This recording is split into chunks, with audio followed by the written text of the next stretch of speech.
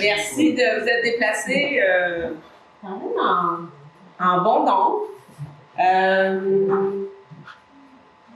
Mon nom est Louise Beaupré.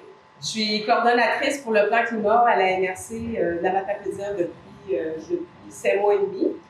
Et on vient de présenter un peu les résultats du sondage. Je vous reviens là, en détail un peu plus tantôt. Qu'est-ce qu'on va voir pendant la soirée? Puis, je vais Chantal à venir vous présenter. Bonsoir tout le monde. Pour ceux qui ne me connaissent pas, je suis Chantal Lavoie, je suis préfète de la MRC de la Matapédia. C'est important pour moi d'assister et de remercier Louise de tout son travail. Je sais que tu n'as pas fait tout ça, donc tu remercieras les gens aussi qui ont préparé la rencontre de ce soir. C'est sûr que le plan climat, pour ceux qui sont moins familiers, c'est un programme que le gouvernement du Québec a mis en place, auquel volontairement les MRC pouvaient décider, faire le choix de monter un plan climat. Donc, nous, dans la Matapédia, on a fait ce choix-là parce que, évidemment, qu'on soit des gens qui croient au changement climatique ou qu'on n'y croit pas, il y a quand même des aléas qui arrivent autour de nous. En prenant juste les feux de forêt qu'on a vu l'été dernier, peu importe la cause que ce soit causé, dans la Matapédia, on est quand même entouré de forêt, c'est un risque qui peut nous arriver et on pense qu'on doit être préparé pour ça. La même chose, les coups de chaleur ou l'augmentation de la chaleur au niveau de l'été, tout ça, on sait que notre population est fragile à ça, les enfants, les personnes aînées. C'est aussi une réalité qu'on a dit, il faut s'y pencher dans Matapédia. Donc, pour nous, c'est une priorité d'être prêt à faire face à ces aléas-là de la vie. Et ce soir, vous allez voir un peu la réflexion qui est faite autour de ça. Et c'est important aussi d'aller valider avec vous, de vous entendre parler de ça, de voir vos préoccupations pour être capable de les intégrer dans notre planification. Donc, c'est vraiment important. Votre présence est importante pour nous, mais pour l'ensemble de la communauté aussi. Donc, évidemment, on n'est pas à la fin, on est en pointe dans l'élaboration du document. Alors, c'est vraiment intéressant de vous voir. Merci d'être là. Je pense que c'est pas mal ce que je devais vous dire. Peut-être présenter les gens qui vont être là ce soir pour vous parler. Louise s'est présentée, mais Louise, au niveau de la MRC, elle a été engagée officiellement pour coordonner l'exercice qu'on est en train de faire. Donc, c'est sûr qu'elle connaît bien le projet, donc elle va nous en parler comme il faut aujourd'hui.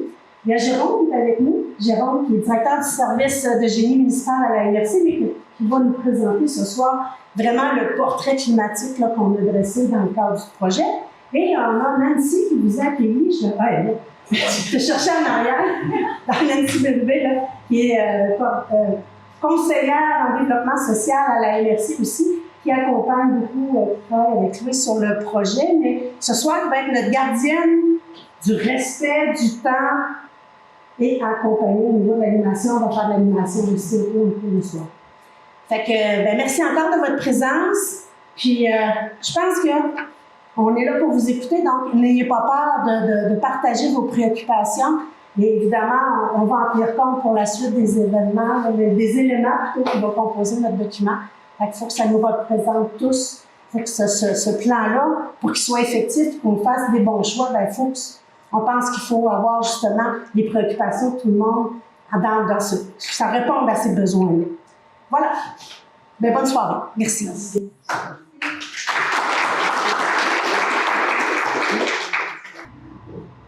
Bon, les objectifs, je vais vous présenter le plan de la rencontre qui va se dérouler jusqu'à 21h à peu près. Donc, aux alentours de ça. Ça se peut que ça se termine avant.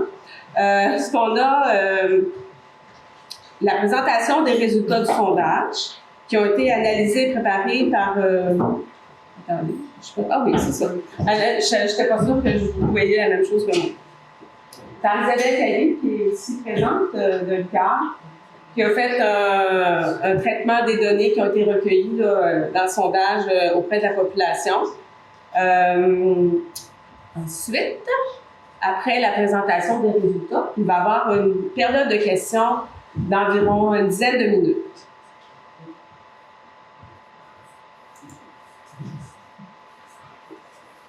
Ensuite, On va avoir la présentation du portrait climatique actuel et projeté, mais c'est la présentation du portrait climatique à partir des données d'Ouranos. Il va y avoir ensuite une autre période de questions. Puis on va faire une animation de style dialogue avec les participants de la rencontre. Ensuite, il va y avoir la conclusion de cette animation-là, puis une annonce de la suite, puis la fin de la rencontre.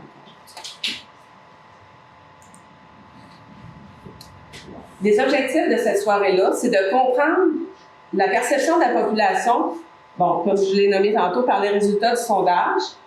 C'est d'ouvrir aussi le dialogue avec les perceptions et le portrait climatique. Puis on parle de perception, ça sera possible aussi que ce soit des perceptions que vous avez ce soir, parce qu'il est possible que certains d'entre vous n'aient pas nécessairement répondu au sondage. Et c'est à partir de maintenant les informations que vous pourrez émettre à ce sujet-là. On veut également que, si vous êtes présent, on veut vous amener à réfléchir et à vous positionner. Donc, on veut vous entendre, voir ce que vous avez à nous exprimer, à communiquer. Ce qu'on veut, ce qu'on souhaite. Pour une rencontre constructive, c'est certain, on veut favoriser des échanges ouverts. On veut s'assurer du respect de toutes les opinions. On peut être en désaccord, mais en même temps, tout en étant cordial. Puis, on veut s'assurer aussi du respect des tours de parole.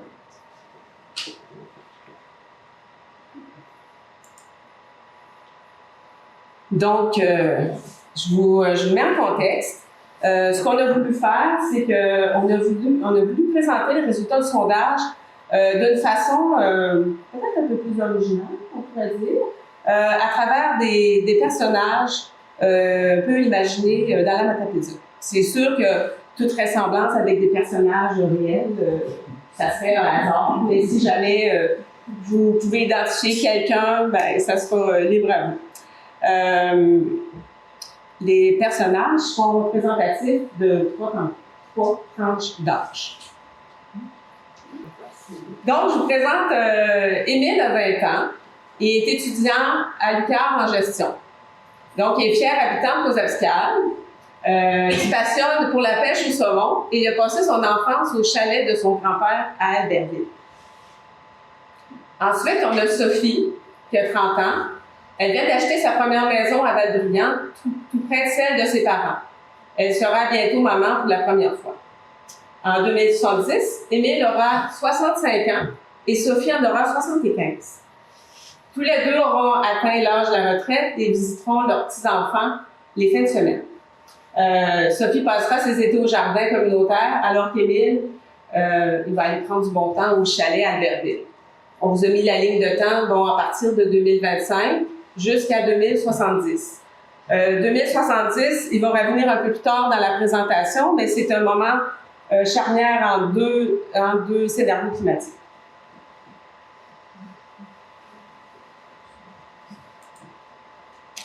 Ensuite, on a la catégorie, je n'avais pas nommé la catégorie d'âge tantôt, mais vous l'avez vu ici, dans la tranche d'âge de 31 à 64 ans. On a Guillaume qui vient de souffler ses 50 ans. Il vient d'annoncer que son fils prendra la barre de l'entreprise familiale située à Sébec et continuera d'y travailler à temps partiel.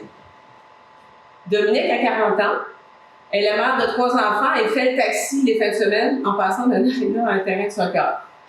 Elle travaille à temps plein à Louis et elle covoiture avec sa voisine Annie.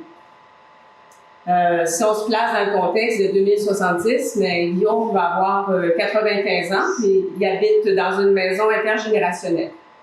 Il est encore en forme pour prendre sa marche quotidienne et passer quelques heures dans son atelier. Les enfants de Dominique vont souligner son anniversaire chaque année, malgré qu'elle ne soit plus des leurs. C'est si on pense le contexte dans lequel on est maintenant, mais ça va être comment pour nos enfants ou nos petits-enfants. Ici, on a la catégorie des personnes de 65 ans et plus. On a Gilles. Gilles, 65 ans, vient tout juste de prendre sa retraite. Après une carrière bien remplie comme enseignant, Ben, il y a plein de projets de voyage et de bricolage. Il est passionné par la lecture et les compétitions amicales à la salle de quai. Denise a 70 ans. Elle est retraitée depuis 5 ans du Centre Jardin. Elle demeure une fidèle cliente. Après tout, il y a toujours de magnifiques arrivages, puis ça fait partie de ses gars. En 2070, Gilles et Denise ne seront plus des nôtres. On se rappellera combien Gilles était passionné, taquin avec son équipe de joueurs de quilles. On se souviendra à quel point Denise aimait ses fleurs. Ses enfants et ses petits-enfants continueront à les entretenir tel un héritage précieux.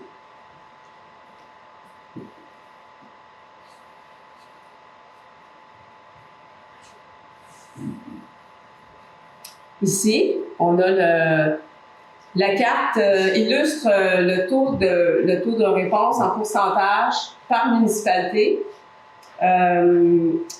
On voit qu'on a une population, sur la population de 17 790, on a eu 414 personnes qui ont répondu au sondage.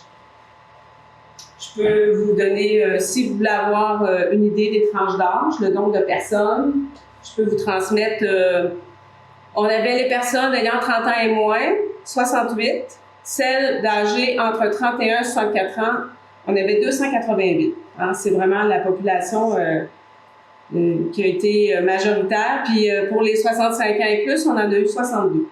C'est quand même bien parce que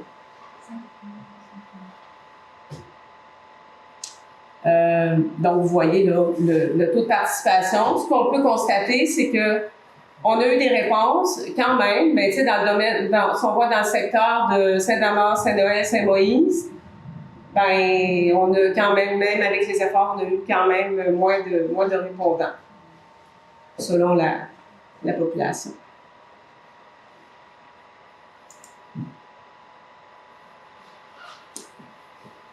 Par rapport au... ici, on a comment je pourrais dire, une jauge pour l'indice climatique. Ce qu'on peut voir, c'est que la moyenne entre les 3 tranches d'âge est à peu près au niveau de l'inquiétude face au changement climatique. Les 30 ans et moins, autant les 31-64 et 65 ans et plus, ça fait quand même une moyenne, c'est moyennement élevé et c'est à peu près semblable. Parce qu'il y a eu quand même des gens que ça a été élevé ou très élevé dans les catégories, mais ça s'est comme rebalancé avec d'autres qui ont manifesté aucune inquiétude.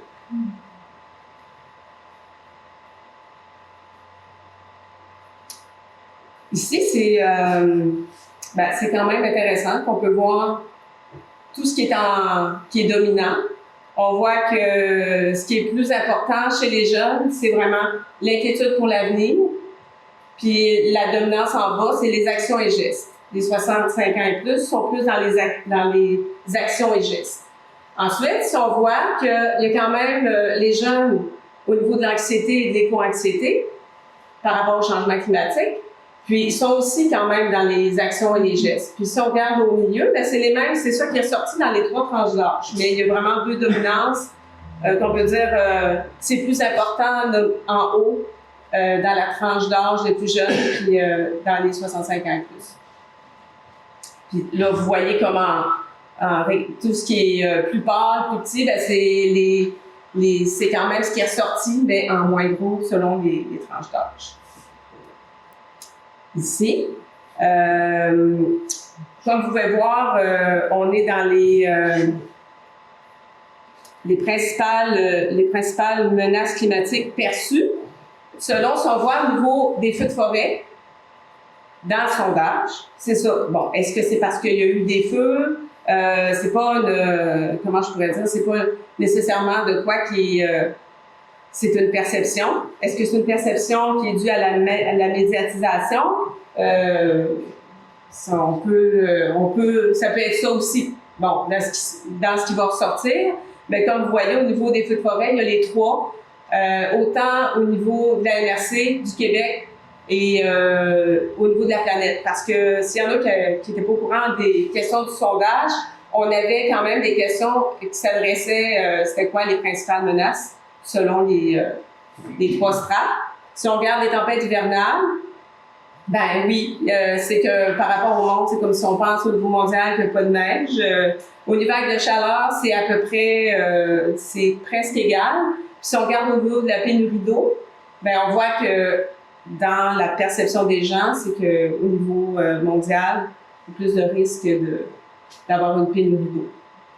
Fait que vous voyez, bon, il y a quand même, si on voit les espèces exotiques envahissantes, on a au niveau des orages violents, inondations, montée du niveau d'eau, tempête, on les a mis, là, mais je vous ai présenté comme les plus élevés.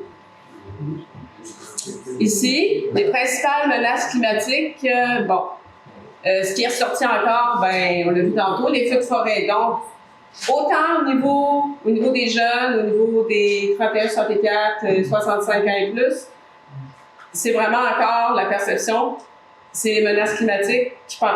Les gens pensent que c'est les menaces climatiques qui nous guettent, c'est vraiment les feux de forêt. Bon, peut-être parce qu'on est dans une zone agroforestière. Fait que c'est quand même, c'est dans la perception des gens, c'est ça. Au niveau des vagues de chaleur, ben on le voit que c'est là, mais c'est pas si élevé. Puis au niveau de la tempête hivernale et le froid, ben les jeunes quand même, ils ont manifesté quand même un petit peu plus. Ici, c'est pas dans les perceptions du sondage, mais on a mis cette information-là parce qu'on n'a pas l'information précise par rapport au... c'est sûr qu'on est dans une MRC où on a quand même la forêt qui nous entoure. Et si on regarde les kilomètres quand même qui ont brûlé au Québec, c'est quand même énorme, mais vous voyez, il y a quand même une tranche d'années où il n'y en a pas eu, tu sais, au niveau des feux de forêt. Puis, il n'y a pas peut pas faire tant de prévisions par rapport à ça non plus parce que c'est multifactoriel. Puis, il n'y a pas ce qu'il y a comme solution, ben ça pourrait être de faire, mettons, comme à Chibougamau, ils ont fait des lignes d'arrêt mécanisés autour des centres-villes ou centres de village, puis ils ont reboisé avec des feuillus. Fait que c'est des options qui peuvent être faites. Mais est-ce que c'est une menace qui nous guette? C'est pas... on n'a pas nécessairement des réponses par rapport à ça. Ici, les plus grands responsables de l'adaptation au changement climatique. Qui doit s'occuper de ça, des changements climatiques? Les plus grands responsables d'adaptation au changement climatique, on voit, les jeunes pensent que c'est la population qui doit quand même, si la population se mobilise, peut-être que ça a du poids. Si on manifeste ce qu'on veut. Ensuite, si on regarde, c'est quand même présent au niveau dans les deux autres strates d'âge. Puis, si on regarde au niveau des gouvernements, provincial et fédéral, ben, on dirait que c'est en prenant de l'âge qu'on pense plus que c'est les gouvernements qui doivent agir. C'est une observation qui ressemble. Donc, j'aimerais, Jérôme, à venir vous... Jérôme Tremblay, directeur du service d'ingénierie à l'Agence Novatopédia. C'est moi qui vais venir vous présenter le portrait climatique futur tiré des données d'Uranus. Je ne suis pas un climatologue. Je n'ai pas monté personnellement les modèles qui sont utilisés dans la réalisation du plan climat. Mais dans le fond, c'est vous présenter un petit peu quelles sont les données qui seront utilisées pour projeter la situation qu'on vit actuellement dans le futur de différents scénarios. Donc, la partie sondage servait un peu à voir quelles étaient les préoccupations des gens. Donc, les préoccupations, ça peut être basé sur des faits, ça peut être sur des impressions, ils en ont parlé tout à l'heure. Hein. Les feux de forêt sont sortis hyper forts, on l'a vu dans les préoccupations des gens, à tort ou à raison. Mais on a vu aussi qu'il y a eu des gros feux dans les dernières années, c'était très médiatisé. Donc, c'est pas surprenant nécessairement que ça soit sorti comme une préoccupation. On a parlé au début du panel, comment ça se préparer. Les impacts que ça a aussi sont importants, peuvent être importants, donc je pense que c'est un peu normal. Maintenant, comme je vous l'ai dit, les feux de forêt, bon, c'est moins lié directement à un indicateur, c'est dur à prédire dans le temps. Par contre, Il y a des variables qu'on sortit tantôt, là, comme les forêts conifères, les proximités des maisons, toutes ces affaires-là, qui peuvent être intégrées et qui le seront là, dans notre plan climat. Plan climat, comme Chantal l'a dit également, hein, c'est une stratégie d'adaptation qu'on est en train de faire. On n'est pas en train de dire que juste d'identifier les causes du réchauffement climatique, du changement climatique, puis de les regarder. On veut se préparer. Le plan climat va servir à mettre en place des actions dans le futur basées sur les préoccupations des gens, puis aussi sur ce que la science nous dit qui a plus de chances d'arriver. Donc moi, je suis là pour la partie science. Donc, dans le fond, je fais peut-être un petit rappel là, sur c'est quoi les événements climatiques, là, dans le fond, là, qui avaient été sondés, avec des images. Puis, dans le fond, pour vous faire un rappel que ça arrive déjà, ces événements-là. Les photos que vous avez là, c'est des photos qui ont été tirées soit d'ici à MRC, les villes de Chibougamau, les vents violents de 2023. Donc, c'est des événements pour lesquels on doit déjà se préparer parce qu'on les vit déjà. Donc, feux de forêt, vents violents, vagues de chaleur, c'est assez sensible. Les sécheresses, donc, c'est des photos qui ont été prises ici dans la vallée de Matapédia. Des inondations, suite à des pluies fréquentes ou importantes dans nos villages. Donc, c'était pris, tu dois reconnaître la place, c'était pris dans une municipalité de l'Université de Matapédia. Donc, l'objectif là, de ça, c'est dans le fond, les tableaux que je vais vous présenter sont extraits des plateformes d'Uranos. Donc, on a choisi de vous présenter certains graphiques, certains éléments, mais il y en a beaucoup. Uranos, c'est quoi? C'est un regroupement là, de 450 chercheurs, experts, décideurs issus de différentes disciplines qui se sont mis ensemble pour collaborer puis monter des modèles climatiques, des scénarios climatiques sur ce qui pourrait, devrait arriver à court, moyen, long terme, avec des degrés de précision variables puis avec des intensités moyennes, modérées ou fortes. Donc, on peut aller jouer dans tous ces paramètres-là sur le site d'Uranos et créer nos propres scénarios. Je ne vous invente rien, on est allé chercher des scénarios qu'on jugeait intéressants et utiles à la discussion ce soir, mais c'est disponible, accessible gratuitement à tout le monde, ce que je vais vous présenter.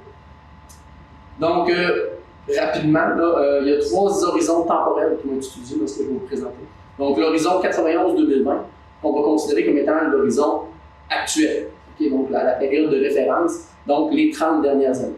Okay, on est en 2025, là, mais on va dire que les 30 dernières années arrêtaient à 2020. Donc, Louise en a parlé tout à l'heure, l'année charnière 2070. Donc, il y a un scénario climatique pour les années 2041-2070 et un de 2071 à 2100, donc à moyen terme et à long terme. On va dire ça comme ça. Il y a des scénarios qui peuvent être modérés ou élevés. Donc, on peut choisir dans les données, est-ce qu'on veut quelque chose qui est modérément ou élevé. Donc, on va regarder les différentes options. Et le sentier utilisé, dans le fond, c'est la probabilité que ça arrive. On pourrait avoir un scénario qui a 90% de chances de se réaliser, 10% de chances de se réaliser ou 50% de chances de se réaliser. On ne fera pas de cachette, on a utilisé le scénario à 50% dans ce cas-là. Mais c'est toutes des variables qu'on peut aller modifier. Donc, et on vous met la référence là, de Uranos.fr, c'est les modèles qui sont utilisés là, pour la présentation d'aujourd'hui. Donc, je vais commencer ça. On a sorti comme 3 indicateurs là, intéressants. Donc, on va commencer ça avec les moyennes annuelles de température. Okay? Donc, c'est des chiffres, c'est petit, je vais les dire. Si vous ne comprenez pas, vous ne voyez pas bien, moi aussi, pas de problème. Donc, présentement, actuellement, donc, sur la carte, on a une moyenne annuelle de référence pour la période 91 à 2020 de 2,5 degrés Celsius. C'est quoi ça? C'est que si on prend toutes les températures de l'année, puis on fait une moyenne, il y a des 30 degrés, il y a des moins 30 degrés, en moyenne, autour d'Amqui, à cet endroit-là, dans les 30 dernières années, il y avait 2,5 degrés Celsius. Si on prend un scénario modéré, là ici on est dans un scénario modéré avec 2 horizons différents, donc 41-70 ou 71-2100. Donc température avec un scénario modéré, on passerait à 4,4 degrés de moyenne annuelle, donc une augmentation de 1,9 degrés. Et dans un horizon 2071 à 2100, 5,5 degrés, donc une augmentation de 3 degrés par rapport aux 2,5 de base, donc la moyenne qu'on a eue dans les 30 dernières années. Donc ça, c'est le scénario modéré pour la température. Pour le scénario élevé, on reste dans la température, donc on est encore avec notre 2,5. Un horizon 2041-2070, on passe à 4,9, donc une augmentation de 2,4. Et un horizon 2071 à 2100, donc une augmentation de 4,3 pour une moyenne annuelle de 6,8. Donc, ce qu'on voit, c'est que peu importe le scénario, modéré, élevé, horizon moyen, horizon court, on voit une tendance à la hausse des modèles climatiques pour la température. Donc, ensuite de ça, quel impact ces scénarios-là vont avoir sur les événements climatiques? Alors, pas des devins, des prophètes non plus, mais on peut s'attendre à avoir plus de vagues de chaleur, des épisodes de sécheresse ou des choses comme ça. Donc, c'est les modèles qui vont servir à fonder les hypothèses dans le plan climat pour les événements qui auraient plus de chances de se produire dans l'avenir. Ensuite de ça, l'autre indicateur qu'on va regarder ensemble, c'est la moyenne annuelle des précipitations liquides et solides. Donc, on additionne la neige, la pluie, la grêle, tout, on le fait fondre, et on ramène ça en millimètres d'eau. Okay? Donc, en moyenne, autour de Coxapscal, dans les 30 dernières années, il a tombé 1008 mm, donc 1 mètre. Okay? 1008 mm d'eau annuellement sur cette période-là, qui est notre période de référence. Donc, pour le scénario modéré, avec un horizon 2041, 2070 et 2070, 2100, donc on a une augmentation, puis là, c'est pas une erreur qu'on a au tableau. Le modèle donne le même résultat pour les deux scénarios. Okay? On a fait les tests, on se dit, y a-t-il une bug, y a-t-il quelque chose? Mais c'est vraiment ce que ça donnait. Donc, on a une augmentation de 97 mm par année, donc d'à peu près 10% du volume total de précipitation, pour donner un 1105 mm par année. Ça peut se traduire en plus de tempêtes de neige, plus d'orages violents, plus importants, sur une plus longue période, une plus grande intensité. T'sais. Le modèle ne va pas nous le prédire dans cette étape-là, mais ce qu'on sait, c'est que ça va faire plus de millimètres d'eau au total à gérer là, sur une année. Oh, j'ai skippé deux. Ensuite de ça, pour la même donnée, mais en scénario élevé, donc avec un horizon 41-70, on reste encore autour de la même valeur qu'on avait précédemment, donc 99 mm de plus par année. Et dans l'horizon 2071-2100, là, on voit une augmentation du modèle à 253 mm par année pour 1161 mm. Je m'excuse, ça fait vraiment beaucoup de chiffres. Mais c'est ça. Pour ça que je fais un petit résumé à la fin là, pour ramener ça en perspective, mais c'est ça. Donc, ce qu'on voit, c'est une augmentation des précipitations, que ce soit modéré, élevé, moyen terme, long terme, donc une augmentation des précipitations à prévoir dans les modèles. Maintenant, celui-là est un petit peu différent des autres parce que ce n'est pas des moyennes annuelles, parce qu'en moyenne annuelle, ça ne voulait pas dire grand-chose. On l'a mis sur une... Dans le fond, c'est des nombres de jours d'événements de gel-dégel. Okay? Mais gel-dégel sur une année, des gel-dégel, printemps, automne, c'est difficile de se l'imaginer un peu plus. Donc, on l'a mis pour la période décembre, janvier, février. C'est ça? Fait que dans le fond, la période hivernale. Hein, parce que des dégels au printemps, on en a toujours vu, puis on est habitué. Des gels tardifs à l'automne, on s'y habitue. Mais les dégels au mois de janvier et février, alors que les patinoires sont faites, on a un centre de ski, nos égouts sont pluviales, sont recouverts de glace, puis là, ça dégèle, puis là, ça fond, puis là, ça tombe en pluie. Ça peut apporter des inconvénients un peu plus importants. Donc, on a fait faire les cartes sur là. On peut pas choisir la période. On peut le prendre sur annuel, on peut le prendre par mois, on peut le prendre. Et là, on l'a mis sur la période hivernale. Donc, l'événement de référence, donc 91 à 2000, nous donne 12,3 jours de dégel sur la période de décembre, janvier, février, de gel-dégel. Avec les scénarios modérés, donc ces deux-là sont des scénarios modérés, de 2041 à 2070 ou de 2070 à 2100. On a une augmentation de 4,8 jours ici et de 7 jours ici. Donc, vous passez à 19 jours. Avec le scénario élevé, donc on a toujours 12 jours pour notre période de référence. On tombe à 17 jours pour le scénario à horizon moyen et de 24 jours. Donc, on double pour le scénario élevé à horizon lointain. Donc, on passe à 24 jours de gel-dégel sur la période décembre, janvier, février. Comme je dis, c'est 3 éléments qui ont été pris. Des analyses, puis de tel mois à tel mois, hivernal, on peut faire des moyennes de température juste sur l'été. On peut jouer beaucoup avec ces paramètres-là, mais je pense que juste ça, c'était déjà assez lourd de nombre de chiffres. Là. Donc, c'est les 3 éléments là, qu'on pouvait aussi facilement relier à des événements climatiques. Dans le fond, plus de chances de voir leur occurrence augmenter. Okay, on parle de probabilité, on parle de chance, on parle de probabilité que ces événements-là vont augmenter dans le futur. Et c'est des événements auxquels on fait déjà face. Du gel-dégel en période hivernale, des vagues de chaleur l'été. C'est déjà des choses pour lesquelles on pourrait mettre des actions en place pour nous aider. Donc, ça termine là, les différents scénarios.